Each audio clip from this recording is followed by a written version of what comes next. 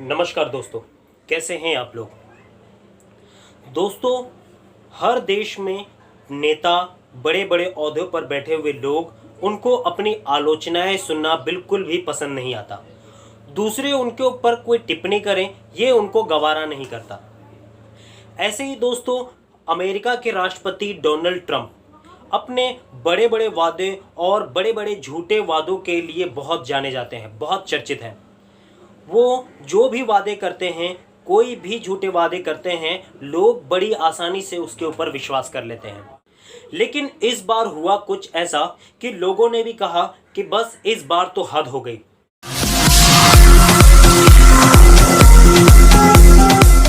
America में एक news channel है, MSNBC। यह चैनल सुबह सुबह एक शो लेकर आता है जिसका नाम है मॉर्निंग शो, और इसको लेकर आने वाले पत्रकार का नाम है स्काबोरो।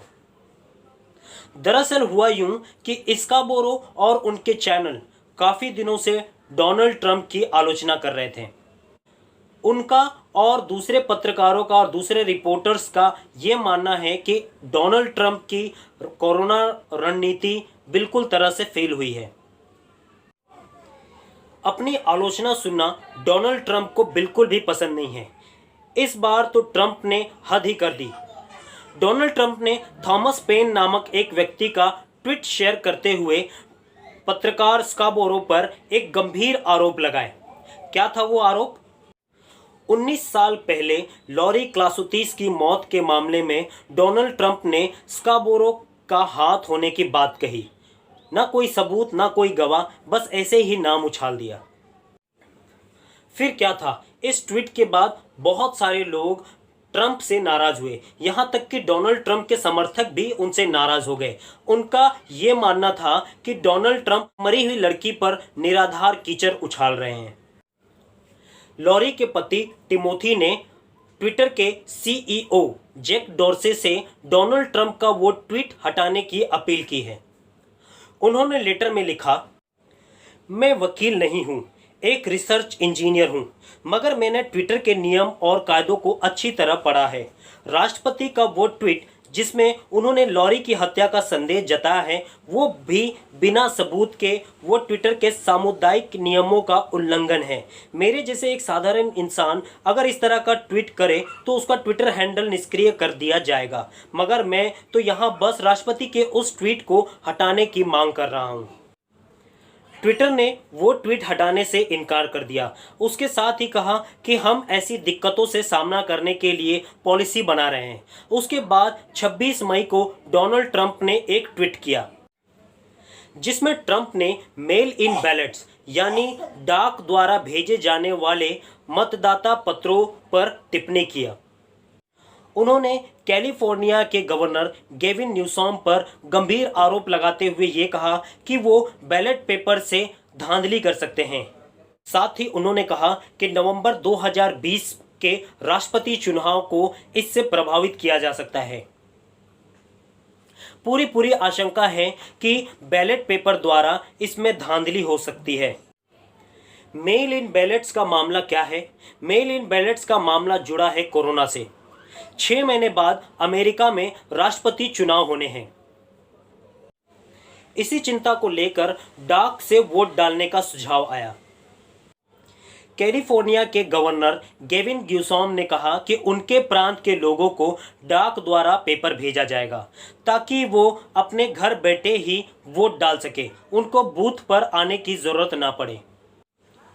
ऐसे में ट्रंप ने गवर्नर पर चुनाव में धांधली करने का गंभीर आरोप लगाया, जो कि बेबुनियाद था, निराधार था। बस इसी बात पर ट्विटर ने एक्शन लेते हुए डोनाल्ड ट्रंप के इस ट्वीट के नीचे एक फैक्ट चेक का लिंक ऐड कर दिया। इस लिंक द्वारा यह कहा गया कि मीडिया रिपोर्ट्स के द्वारा ट्रंप का लगाया हुआ आरोप बेबुनियाद है, वो बिल्कुल आधारहीन है। तो बस फिर क्या था? डोनाल्ड ट्रंप ने ट्विटर के खिलाफ ट्विटर पर ही मोर्चा खोल दिया। डोनाल्ड ट्रंप ने ट्विटर पर यह आरोप लगाया कि वो 2020 के राष्ट्रपति चुनाव में दखल अंदाजी न करें और राजनीतिक पक्षपात का भी आरोप लगाया। फिर क्या था? ट्विटर ने भी जवाब दिया। ट्विटर ने कहा कि ट्रंप का ये ट्वीट मतदाताओं को गुमराह कर सकता है। आपको बता दूं कि शुरुआत में फेसबुक और ट्विटर की भूमिका बड़ी ही रोमांटिक थी। आप नए नए दोस्त बना सकते थे, पुराने दोस्तों से जुड़ सकते थे, आप अपनी कला अनुभव एक दूसरे के साथ शेयर कर सकते थे, आप फोटोज सब दोस्तों को अपने दोस्तों को भेज सकते थे। लेकिन धीरे धीरे इसका बेजा इस्तेमाल होने लगा। राजनीतिक पार्टियां इस पे अपना प्रोपेगेंडा चलाने लगी, फेक न्यूज़ वायरल होने लगे। आप लोगों को पता होगा कि बच्चा चोरी की अफवाह इतनी तेजी से फैली थी जिसकी वजह से कई लोगों की जान चली गई थी। इस पूरे मामले पर फेसबुक के मालिक मार्क जकरबर्ग ने ट्विटर पर ट्रंप के ट्वीट के फैक्ट चेक के लिए उसकी आलोचना की। इसके बाद ट्विटर ने भी जवाब देते हुए ये कहा कि हम फेक न्यूज़ का सपोर्ट नहीं कर सकते। ट्विटर ने कहा कि हम पारदर्शिता रखते हुए गलत या झूठी जानकारियों पर इसी तरह से कार्रवाई करते रहेंगे। इसी बात से खफा होकर डोनाल्ड ट्रंप एक कानून में बदलाव करने वाले हैं। क्या है वो बदलाव कि पहले फेसबुक या ट्विटर पर अगर कोई वायरल मैसेज, कोई फेक मैसेज या कोई प्रोपेगेंडा मैसेज अगर वायरल होता था तो उसके लिए ट्विटर या फेसबुक को जिम्मेदार नहीं माना जाता था। डोनाल्ड ट्रंप सोशल मीडिया को रेगुलेट करने और उसके कुछ प्लेटफॉर्म को बंद करने की बातें कह रहे हैं, कि कानून में कुछ बदलाव लाने की बात कर रहे हैं। जाहिर सी बात है कि डोनाल्ड ट्रंप अपनी भड़ास निकालना चाहते हैं। What you're giving, that's how we live it. Don't be mad at the system, it's simply how we've existed.